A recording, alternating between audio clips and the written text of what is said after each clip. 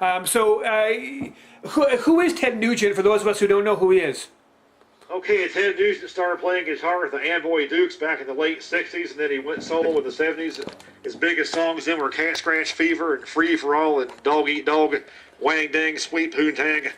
But he kept going in the 80s, and then he eventually became of course, he's always been a big hunter and a big gun rights guy, and now he's on the board of directors of the National Rifle Association. Wow.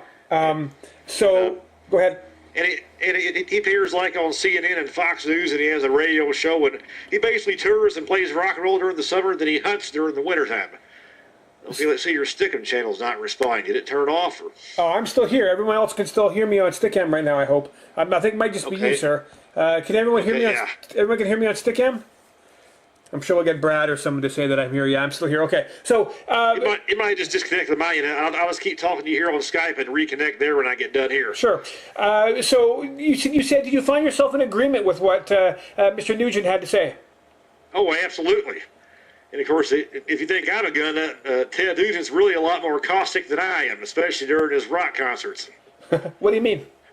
Well, like, for example, he has a song called Kiss My Ass where he referred to, like, Janet fucking Reno and Sarah Brady as a fucking whore and everything else. You know, Sarah Brady was one that started handgun control in the United States. Janet Reno was Bill Clinton's attorney general back then. This is back in 2000 when I last saw him in concert. Bill Clinton was still president then. And now he's saying the same things about Hillary Clinton and Barack Obama. They encourage him to take a machine gun, stick it in their mouth, and pull the trigger and everything else. Wow. So Chris is right. He is kind of a crazy man. Oh, absolutely. He's definitely a nut, but he's a lovable nut. A lovable nut. Well, that's something, I suppose.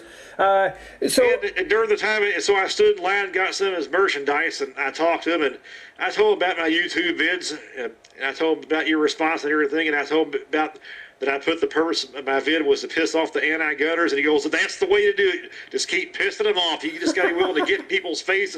Don't take any shit and just piss them off and tell them to fuck themselves. They don't like it.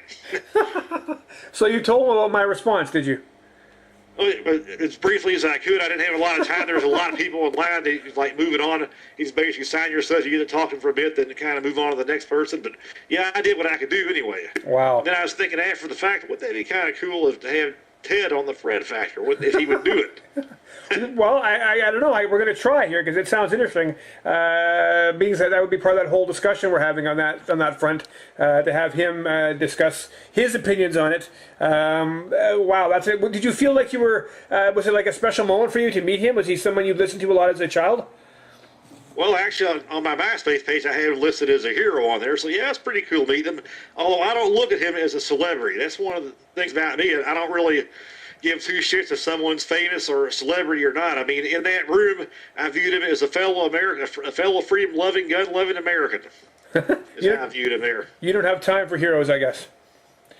Well, supposedly not. At least not the best way to contact him be through his website. Apparently, he does interviews all the time, everywhere, about every day. In fact, he said during his speech he does interviews daily. So I'm sure he'd be willing to do it.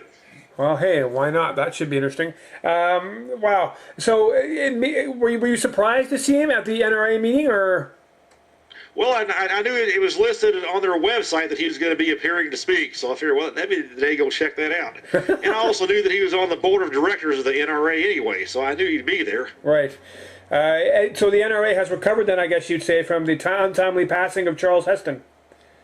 Oh, he mentioned that they said that they lost a great American. He's really missed and everything. They did indeed give a tribute to him. Of course, you had some other famous celebrity-type people there, too, such as Oliver North was there today giving a speech. Oliver North there. Oliver North, if you're familiar with him. Of War Stories fame. Yeah. Wow. Oliver, well, there's a guy that I'd like to interview. I would like to sit down and chat to Oliver North one day. And also Glenn Beck, who recently had a talk show, but now he has a show on CNN. He was there today, too. Glenn Beck and Oliver North in the same room. Oliver North. All you need is Bill O'Reilly, and you've got a cable news trifecta. Well, Bill O'Reilly wasn't there, but yeah. Yeah, you're right. Wow. That's fascinating. And, I think it's pretty cool, though, that their meeting happened to happen in Louisville, which is right by my house. That's Louisville, Kentucky, is it, sir? Yeah, Louisville, Kentucky. Next year it'll be in Phoenix, Arizona. I mean, it moves around every year. Wow. So this is a nice chance for you to get up close and personal. Yeah, I mean, so I was talking to other people. They said, well, hell, all you had to do is pay to park. Other people flew in, paid for a flight, for hotel rooms and all that. Wow. I didn't have to fool with any of that. I've never been to an NRA meeting, of course, being that I'm a Canadian. Are there anti-gun protests that go on outside of these things? Or do any of the... There were none there today, not that I saw anyway. Right. And are there ever any kind of crazy anti-gun people, or is it just the people with guns on YouTube that are crazy? Well, I think everybody's crazy. I think you get crazy people from both sides, actually. But as far as like the anti-gunners, there were none protesting out there. For one thing, in the place where it was held at, you have to pay $5 to get into the park. Maybe that precluded them. That could do it. If you have to pay to protest, that's not so interesting. It was held at the fairgrounds at the Kentucky Fair and Exposition Center. Wow. Which isn't really downtown. It's kind of south of downtown. Wow. I don't think I asked this question before, and I'm not sure you're willing to answer it now, but which presidential candidate do you like right now as far as it concerns gun ownership and issues relating to that? Okay, well, as far as the Republican side, I really wish that Ron Paul would have done a lot better. I mean, I would have loved to have had him. Yeah, I'm not really fond of John McCain, but if I have to choose between John McCain or Barack Obama, John McCain is definitely the lesser of the two evils. If I'm forced to choose between one of those two, definitely it would have to be McCain, even though I have to hold my nose in order to do it. But you are aware, though, that this coming week, and on Wednesday, I'm flying to Denver, Colorado. The Libertarian Party's national convention is being held next weekend, and I will be attending. Really? We will be nominating a Libertarian Party candidate to run for president against both McCain and Obama. I was not aware. Okay, go ahead. I was going to say, I was not aware of that. I've been focusing, as you know, on some of the independent candidates, but you're a Libertarian yourself, are you? Yes, and we will be selecting a candidate. I'll be a delegate at this convention. Next weekend, we're going to select a candidate, and chances are C-SPAN will broadcast our convention live. Well, that at would least be... they do usually. Well, you have to get me an interview with someone then, Texx. Otherwise, you're not going to be doing your job. Well, I'll see what I can do. Absolutely, I'll see what I can do. That'd be pretty cool. Well, that's fascinating. What is it about the Libertarian Party that you like so much?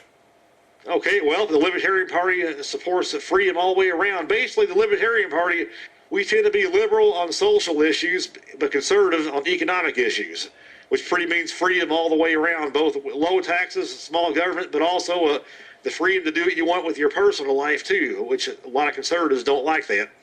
And how long have you been a Libertarian for, may I ask? I joined the party officially in June of 2001. Even though I had Libertarian beliefs well before that, it was at that point when I joined the party. Wow.